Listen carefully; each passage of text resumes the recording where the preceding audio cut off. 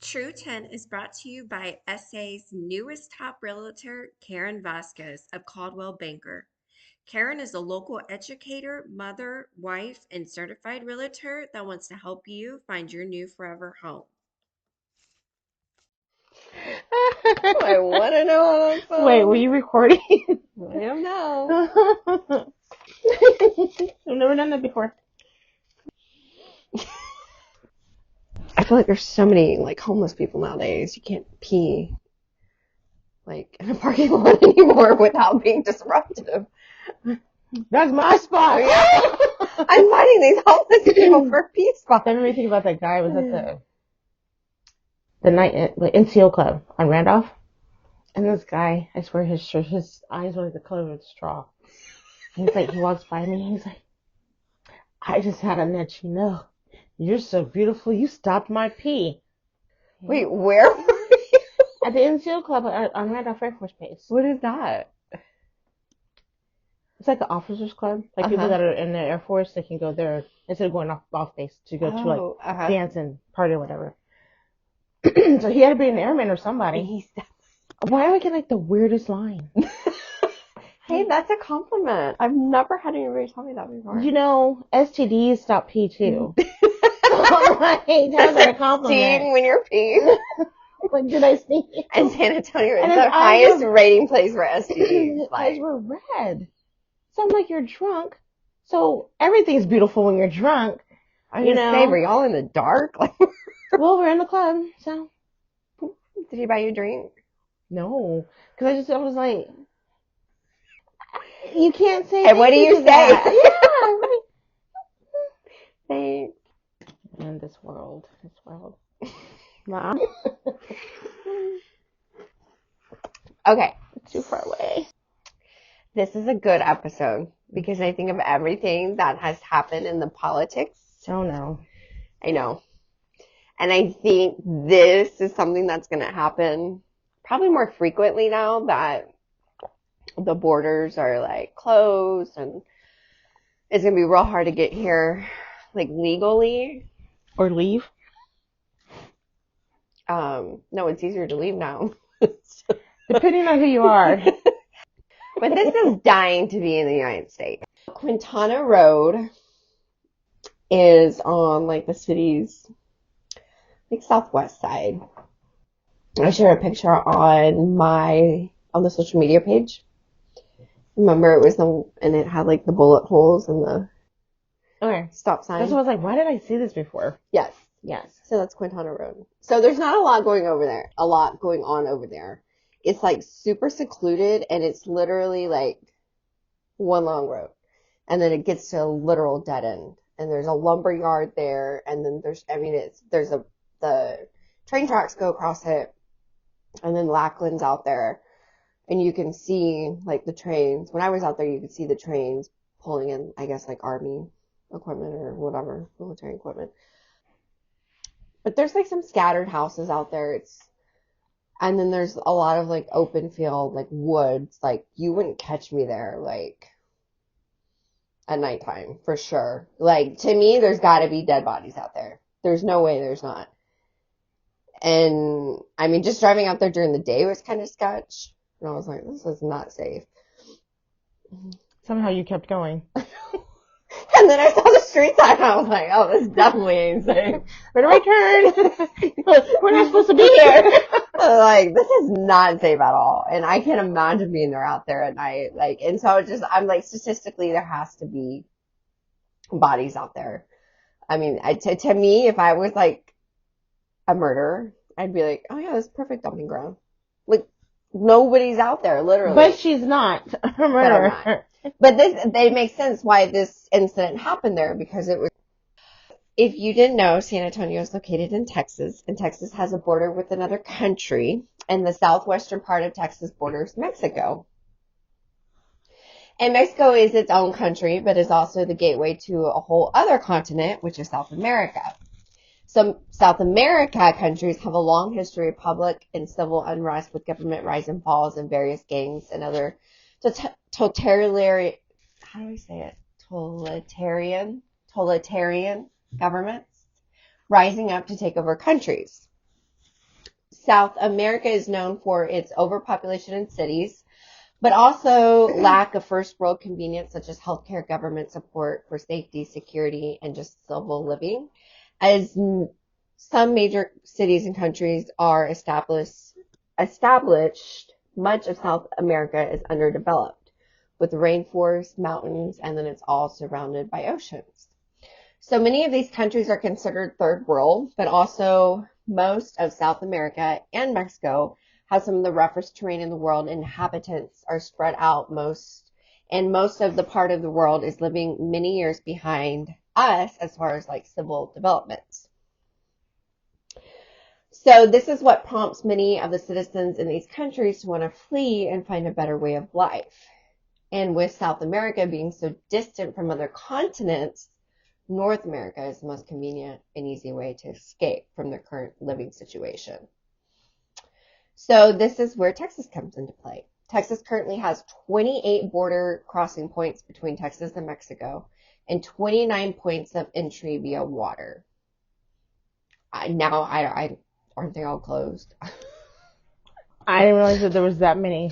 I think they're all closed now, but Texas has workers that commute to and from Lake Mexico, also our major source of economic revenue for our state, as its ports are used for all commerce, trade, and travel products entering and exiting the United States of America. So Texas really does get a lot of money from the ports and the commerce of coming back and forth. So with strict border rules, which is now requires a passport or visa of some kind, or you have to apply, meet eligibility for these, or if you come seeking asylum from other countries because of war, gangs, or you fear for your life, this still takes time and requires money and documentation on the migrant's part. So combine this with the ever-growing distrust in many of the South American countries, you have a recipe for disaster. So as of March 2024, it is estimated that 14 million illegal immigrants are in the United States. And I'm not saying that they all crossed from Texas, but I'm sure a majority of them crossed from Texas. They all come in search of a better world, more work, money, healthcare. And once they are here, they start working hourly jobs, many of those with no paperwork documentation.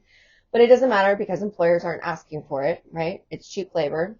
And these individuals want to work to get money so they can send money back home. So they can save up money to get their citizenship. So to cross illegally into the States, you have to find a way.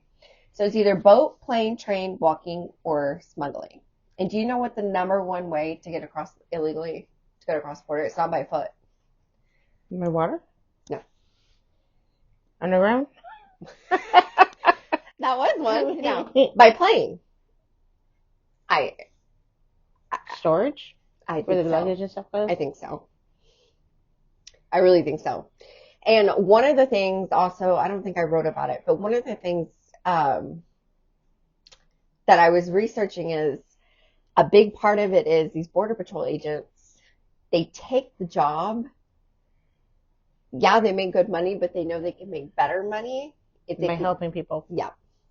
And if they can get part of maybe a cartel or part of some sort of smuggling, they get paid to look the other way when certain vehicles, they tell them, okay, this time, this day, this all car, law enforcement. right, it's Sorry. coming through, you let them through. And they get paid tens of thousands of dollars on top of what they're already getting paid. Mm-hmm. So these people are people are actually applying to be Border Patrol agents. That's what I'm saying. Can I I know. I can look the other way. So once they cross the border, though, that's the problem because there will be individuals who are employed by the cartel, by smuggling groups or private groups that charge literally all the money in the world. You have to just get over the border, though, and that's the problem. You never know if you'll make it.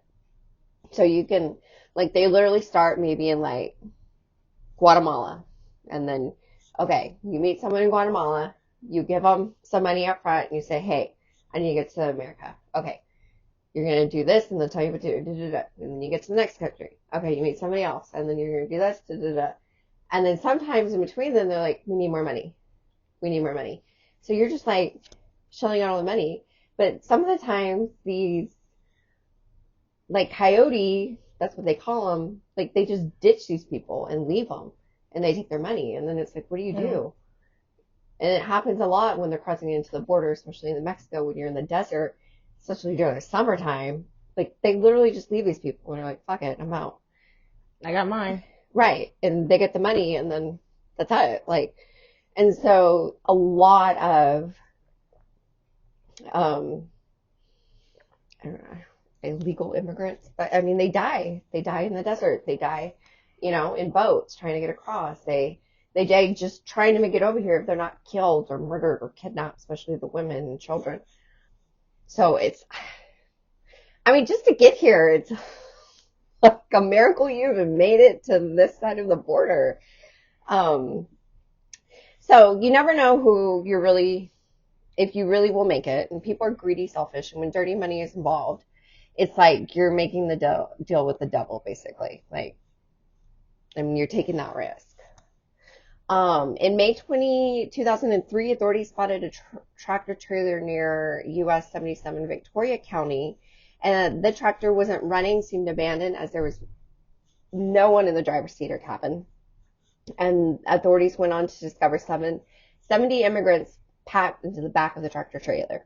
And the tractor trailer had no running air, and the doors were closed shut. So out of the 77 people, 19 people were found dead, including a 5-year-old. So this was in Victoria in 2003. The inside of the trailer was 170 degrees. Yeah. So at the time, that incident was noted as the deadliest human smuggling case in the U.S. Fast forward to July 2017. So we're on the south side of town. A Walmart employee was approached by an older gentleman who was soaking in sweat and asking the employee for water. The employee gave the man water, but was concerned after he figured out where the man came from and saw multiple individuals on the ground asking for help. The employee concerned called 911, and within a few minutes, SAPD and the fire department responded. And the authorities reported that James Matthew Bradley Jr., the driver, had driven the trailer from Harlingen and was headed to Houston, but when they stopped at the Walmart parking lot, Bradley didn't know that the AC in the tractor trailer had stopped working. He didn't leave the scene, but he went inside the store to call his wife. So Bradley confessed that he had heard all the migrants banging and screaming, but didn't think to stop or think about what they really meant for those being trapped in the back.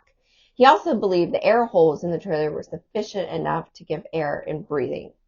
So authorities would find 39 migrants in the back of that tractor trailer. 8 were already dead, and 2 more would pass away at the hospital.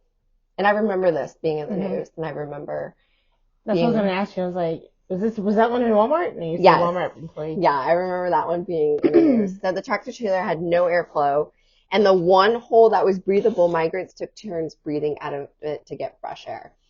Many of the migrants shared their stories as some were picked up along the way and transported through multiple vehicles through their travels. They also stated how the trailer was hot upon entering, and many of them tried to get the driver's attention. So once Bradley had stopped at Walmart and opened the doors, many of the migrants had jumped out of the trailer, literally saying it was life or death. And as many of the migrants had lost consciousness, others were already dead. And these migrants had come from Mexico and Guatemala. 2018, Bradley was sentenced to life in prison without parole. I do remember that as well. Does he have a hole to breathe out of? You kidding me? He gets 3 meals a day. Free Does he have healthcare. AC?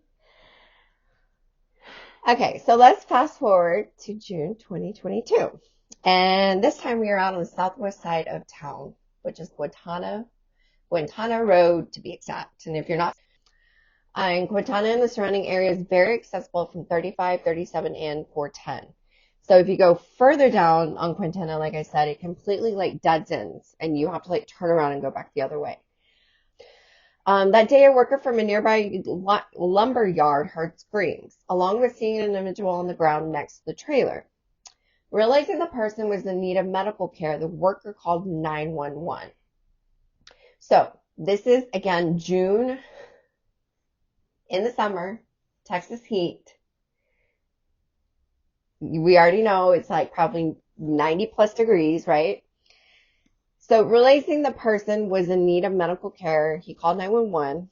SAPD and fire department and other resources were dispatched to the area, and as even more horrific scene played out on Quintana Road. As responders arrived, they found victims scattered on Quintana Road, with many reporting heat-related illnesses, heat strokes, losing consciousness, and others were already deceased. Preliminary reports showed that 48 individuals were already dead at the scene. 5 more would die at the hospital, with a total of 53 migrants dead at the hands of human smuggling. Of those that passed away from various countries from South America included Guatemala, Honduras, and Mexico, and their ages ranged from 13 to 55. So on the road, I mean, there's literally no shade. There's no trees. When I went out there and I took pictures and I did the recordings, I was also out there. I was out there in August time, and it got so hot when I was using my phone, like my phone overheated, and I had to go back in the car and like cool my phone down because you're in direct sunlight, like it's just hitting you. And when you're in direct sunlight and you have no shade or no breeze, it's like it's already hot. Mm. And then being trapped inside an oven literally, because it's all metal and no air, it's like I can't even imagine. So the air did not work in the trailer, and like the previous truck, one hole was used for migrants to take turns trying to breathe and get air from. Migrants tried to get the attention of the driver, but to no avail. They were left to slowly die in the back of the trailer. So the semi-truck was the semi-truck that they had was an exact clone of a real truck that had the same VIN number and register number.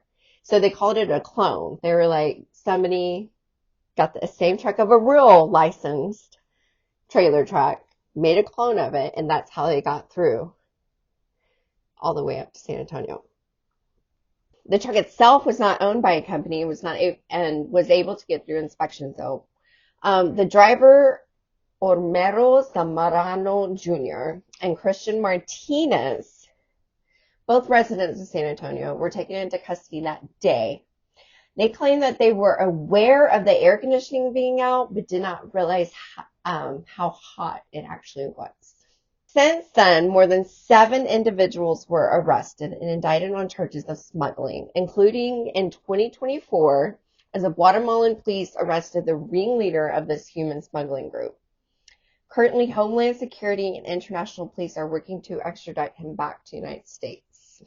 And that's the last update I have of that one. So they say most of the individuals, of course, that died that day died from basically heat exposure. And then, of course, the younger ones, I'm sure it was even probably more intense for them. I mean, I think it's the worst way to die. I can't imagine sitting somewhere and being so hot and then not, and you know when you're hot and they're like, you sit in the car, when you first get in the car in the summertime and it's hot and the air is like thick and you just like, you can't breathe, and then it's so sticky you can't cool off. And you're like dying to like roll down the windows, turn on the AC. Like I can't imagine sitting there for hours. Not only that, the surfaces around them are hot to touch. And then watching people around you like start to die, you know, possibly having seizures or strokes or cook too. Just like, yeah. And I'm sitting here thinking, I'm like, the price of freedom. And there's different races that have done such things for the price of freedom. Right. I don't know how to even like say what's on my mind, because I don't know. I don't know, because I don't know either. There's so many borders. Right. Why are there so many of them? Why not control it down to like there's 4? 2 right. for the import and exports, and then 1 where you're allowing people to come over. If you need to give them, you know, have a place where they can go and get a visa, and when it's expired, they go back. Like if you really control it, But the way that they're having it now, to where people are risking their lives to get over Right. here, I would love to stand at the border and be like, don't risk it, because once you get over here, it's not a better life. Well, and I think that's also part of the problem is people think the grass is greener on the other side, and it's like, But what they're escaping from it is, I know, but not at the price of them losing their life, because they're like, I'm okay, sure about that. the family, it's a large family, and they have their one teenage son or daughter. They're like, okay, you're at the age now where it's your turn to go, and you're gonna sneak over. You're gonna go in the truck with these people and get over there, and the family is like waiting to hear back. Like, do these families ever know that their person they sent has passed? Like, do they get word? I think if they're capable of getting where they do, all of these people did get notified, like their governments were able to notify them. And one way they were able to notify them is because they had flags of where they came from on their possession, or they had something identifiable from their country that they could trace back. And that's how they were able to identify a lot of these people. Because they came from all different countries, and you're just like, okay, you're here at this time, get in the back of the truck, let's go. And you don't even know where you're going. I mean, if I was in a position, I'm thinking of helping someone, I would check the conditions of where I'm piling these people in at. I would not, even for the price of freedom, would not get into a trailer where there's already 30 something people there. Like, there's going to be another trailer, you know? If you're carrying stuff or something, there needs to be like provisions in this trailer when you get in there. Well, something. And they tell them, don't bring anything that you can't carry, because who knows? What if they had to walk part of the way? You know what I mean? Like, if they're starting off in Guatemala or Honduras, like, that's far. Like, do they have to walk part of it? Do they, maybe they didn't always have a transportation and they had to meet certain places and they had to get. But the transporters should not be that careless. You're going to get your money whether you deliver these people or not. And so that's kind of something both they were saying, is that Zamorano Jr. and Martinez both said they were greedy, number one, but I guess it's just something that they've done consistently. They've done a lot, and so they just didn't think twice of it. And then these are people that live here. So they live in San Antonio, and they probably go to Harlingen, drive the truck, pick these people up, and then bring them back or take them somewhere else, or Houston or wherever. I think they were supposed to be in Houston, but because the AC wasn't working, and so they had pulled over in Quintana Road, they had to have known that road was there, number one, because if you don't know that road's there, you're not just going to drive over there. And then they thought it was desolate to just drop and leave these people. No, they were there. They stayed with the truck. They stayed with the truck. Yeah. They stayed with the truck. But like, what is the wall going to do? I don't know what any of that. I mean, because all you have to do is pay somebody that works down there, and they're going to get you in. Like, money talks. We're trying to keep others out, and people from other lands look up to us, but we're not doing anything smart over here. We're not doing anything better. We're using. And again, I think for those people in South America, you can travel by land to get here. If you want to go to Europe or Asia, you got to take a boat or a plane. So it's just so much more accessible. Right. No, you're right. So I don't understand. And then all those lives are lost. They are. We had the Holocaust visitor, and they were talking about how it was 6 million people that were killed. And there's 2 million people in San Antonio. That's not even the whole 6 million, just because of hate. Like, we're trying to get up and like, oh, I'm going to sell a person. Human trafficking. I'm going to get a better life for my family because I'm going to get $100 per head that's in the back of that truck. Right. And you don't care about the travel of them, or the wealth of them, or the safety of them. I know. I'd be shitting bricks the whole time. Are you kidding me? I'd be like, oh my God, we're going to get pulled over. Oh my God, we're going to get pulled over. And that's what's happened now. Now everybody's into smuggling because the cartel is paying big bucks. And I'm like, how do you stop that? Like, it's U.S. citizens that are literally going and picking up people. Piece of land, Increase minimum wage? You know, I mean, if you pay people what they're worth with their jobs, you won't have to go and I do don't know what to stupid stuff say. like this. I mean, I think you can close the border. I think we could try and stop what we can, but at the end of the day, money talks. Well, I mean, it won't always. Texas relies too much on those ports, for sure, hands down. But that's the thing. We want your stuff. We just I don't want know. you. So why? I don't get it. I don't get it. Like, So today, Quintana Road looks very different. In fact, it is quite remarkable how San Antonio residents came together to. So San Antonio residents came together to create makeshift memorials to which has turned into a beautiful and serene, peaceful area that has allowed for those that were killed to be remembered and to be laid in peace. So I will share several videos and photos, and you can go visit the memorial off of Quintana Road. I would suggest you go during the day. I've not been at night, and I one don't of want to go us. at night. One of us. You just drive all the way down Quintana Road until you hit a dead end, and you can't miss the memorial. As much of it was a tragedy, many organizations, immigrants, and just strangers have put together a really beautiful memorial that really does encompass the love and passion of these individuals that came here looking for a better life. They have, I mean, I guess the city of San Antonio paid for it. I'm not sure. But I think the citizens in San Antonio, organizations, I think the Man, city it sounds so much like the council. Holocaust. I'm sorry. It is. But there's 53 crosses, and they're each painted or have the flag of each of the countries. Each of them has a name. I'll show you pictures after this. Each of them has a name and the age. And then you can just tell people have gone up and like added things to it, put flowers, little memorial things. There's one, of course, for the kids, and they have that, and it's just very nicely done. And then I guess they like put cement and paved it out, and there's like a little sitting area. I mean, I would not recommend going to the summer. If you want to experience what they experienced for just like 5 minutes, go in the summertime and sit in that hot pavement. You can't even stand out there for more than 5 minutes. Stand up memorial part I don't. of it, and it's got like the different countries where they all came from. That's I think that's part of San Antonio culture is we honor the dead here, and we're very much those that are from South America, a lot of, deep cultural.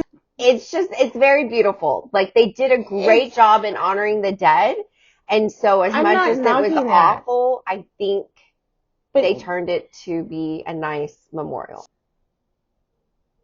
I don't think they were sending them back home. And once the news broke of what had happened, ash to ash. a lot, like they had the consulates from these different countries show up at that site to help identify what countries they were from. And then from there, that's how the government was able to then get that information back to the countries and say, hey, this person, this age, here's a picture. I hate to say it, but it reminds me of the movie Snakes on a Plane, where they were taking pictures of the different snakes on the plane And trying to and sending it to the guy saying, yeah. yes. Yeah. And that's, And that's what they had to do. no, what they have to do is make life worth But the living thing is, easier. they were able to identify them all, which I think is really great. But if you're memorializing something that is just tragic, what is the point? Because we're not learning. You're not stopping these things from happening. You're just going to keep making their death beautiful. I can assure you this is going to happen again. I can assure you. I mean, it's been happening since Holocaust. I mean, this has been happening since 2003. Since slavery. Right. No, it's been happening since No, you're right. You're right. 1940 something. No, like 1900. Well, since, what is it, BC and AD. It's just, I've had so many young people question why they have to learn about history. And to me, the point of learning about history is so we don't repeat it. So that's kind of like what it's like. All the crosses are set up, names on every single one. I mean, 53 of them. Has 53. someone been going out there updating this? Yes. Because So there was a man that sits out there, and I guess he just watches over the place. but I mean they don't. So this is put up when? This was put up last year. Okay. Because I was like the flags don't look faded or No, tattered or anything. I know, right? Yeah. So it's only been a year. Yeah, it's only been a year.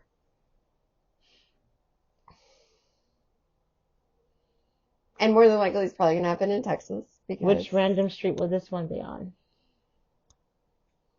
And now that they can't use like the 18-wheelers to transport people because they're not safe, what's the next one? Are we gonna go back to like OJ with the white van? trains. Trains, planes, and automobiles. But I'm telling you, the next thing is, it's literally me in my car driving down, picking up people, and coming back. It is everyday citizens, you and me, using our own vehicles now. I don't That need is money the that new bad. thing. I don't need money that bad. I'm not gonna do it.